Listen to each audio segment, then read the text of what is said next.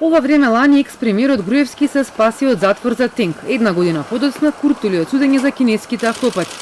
За првиот случај спасот го најде во Будимпешт, овој пат во апсолутна застареност. Истекол рокот за гонење, а правосилна пресуда нема.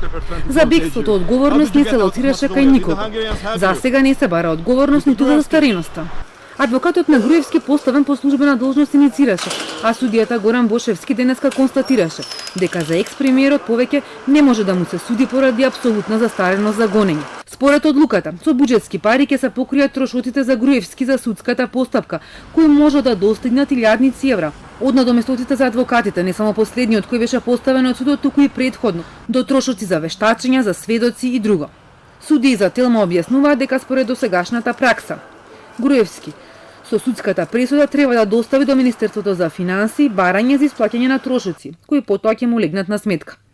Ова е една од причините поради кои има реакции на социјалните мрежи, но граѓаните најчесто коментираат дека нивните долгови за комунали од пред 10 години не застаруваат, а за сериозни кривични дела политичари се спасуваат. Обвинителката Лилја Стефанова има право да се жали. Порочиштето, таа не сакаше да коментира. Од републичкото обвинителство ни одговорија дека откако ќе добијат одлуката на судот, ќе ја разгледаат и ќе одлучат дали ќе вложат жалба. Ниту обвинителството, ниту судот не сакаат да се впуштат во критика или самокритика, кој потврди и зошто судењето досега не заврши 2 години, а предметот е се уште во доказна постапка.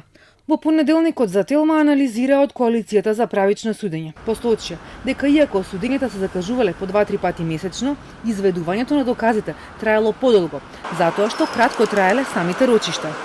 Но траекторија не е завршена за поранешните соработници на Груевски, за Милена Киевски, Владимир Пешевски или Липчо Гергиевски.